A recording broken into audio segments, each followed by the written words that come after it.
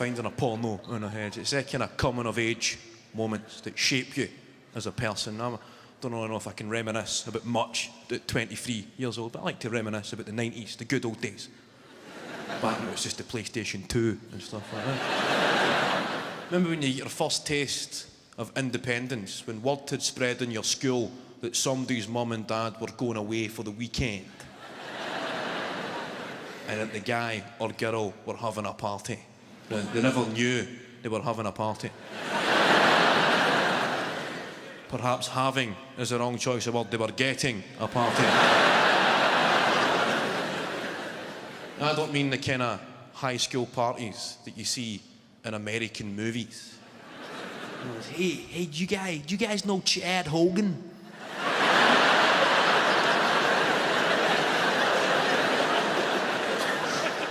Yeah, of course, man. Everybody knows Chad Hogan, man.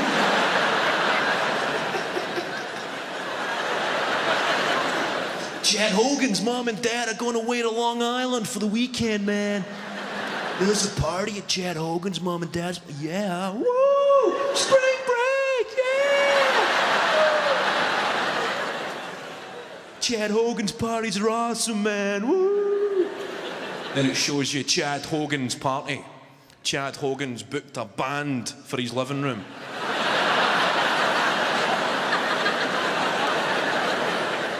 Great party, Chad, woo, yeah! Let's go get some dip and chip, woo!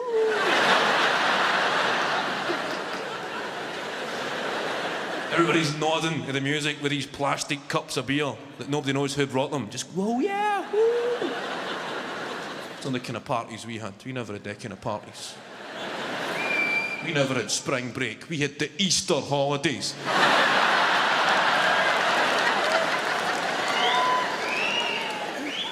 When I was growing up, it was called an empty. An empty.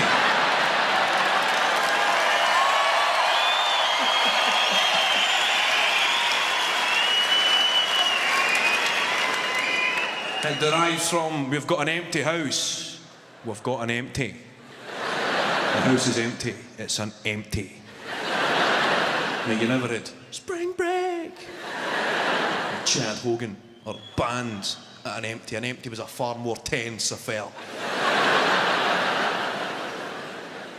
Somebody's furious cousin would disrupt the ambience by announcing that he'd purchased 12 cans, drank 2, gave 1 away, but there's only 7 left.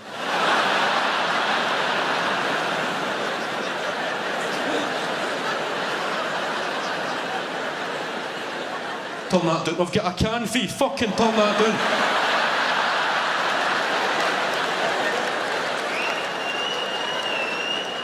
Somebody else in the corner just trying on people's jackets.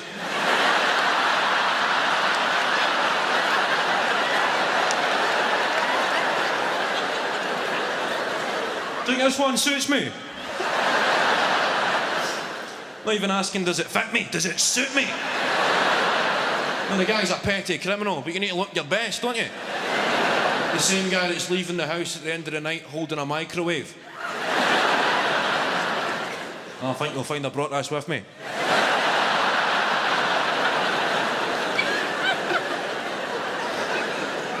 And I do not care for the accusation. I mean, why would I steal a microwave?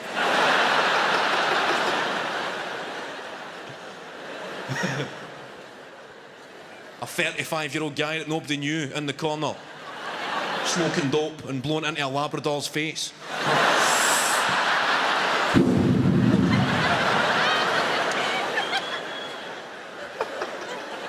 An intelligent dog as well, and it's sitting there frazzled.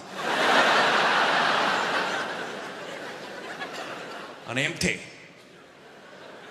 Good times and an empty. I seen a headline about a mental party. It was obviously a tragic event, but it was pretty funny. A headline, it said, "Woman drugged, beaten, tied up and left for dead at neighbour's party." So surely that can no longer be referred to as a party.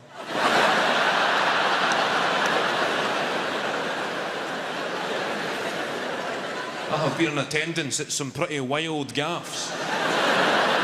But when a woman has been drugged, beaten, tied up, I better get a taxi.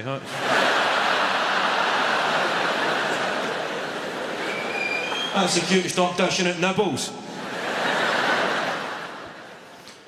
Well, a lot of violent crime, that's been in the news quite a lot of violent crime, knife crime, gun crime, stuff where I don't really know the solutions. There's calls for tougher sentences. I think we need more consistent sentences. For example, the crime attempted murder. It carries a 6 or 7 year jail sentence, whereas murder carries a life sentence. Now, why should that be different? Right? You still tried it. Attempted. You tried to kill somebody. You weren't very good at it. It was by no means your forte, and I don't think you should get a lesser sentence. In my opinion, you should get double the sentence for making an arse of it.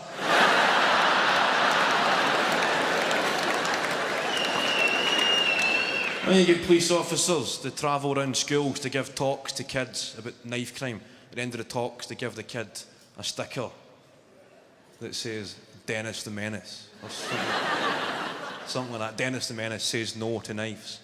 I don't mean to be cynical here, but if you wore a Dennis the Menace says no to knife sticker at school, there's a good chance you'd get stabbed.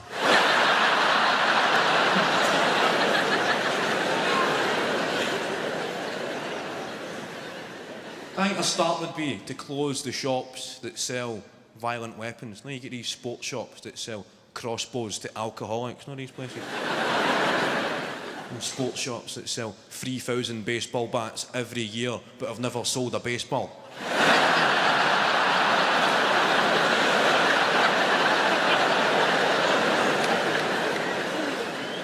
Or the Easterhouse Red Sox, not a game in a while, but we're still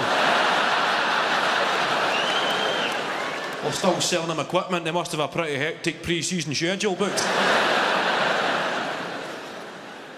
I was in one of these places doing a bit of research, and the only security measure if you want to buy something that could be construed as a violent weapon is you need to fill in a form leaving your name and address, so if anything happens you can be easily traced for questioning. Now that's the theory. But what's self-respecting nutcase buying a weapon with a view to committing a heinous felony would leave their real name and address? Now, I picture some police investigation team going through the book and say, excuse me, shop owner. Says here you sold a samurai sword to Bert and Ernie.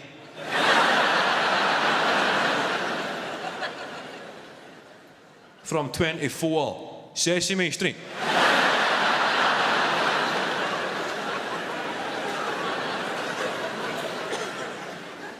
And some new guy cop had maybe sent him on a wild goose chase somewhere. Sesame Street not showing up on the sat-nav.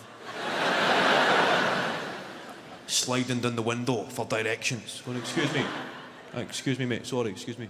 Can you tell me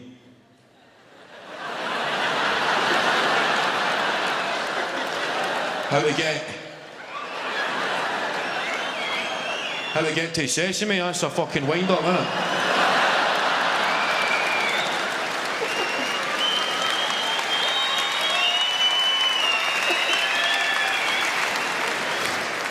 I used to watch a programme called Get Your Own Back.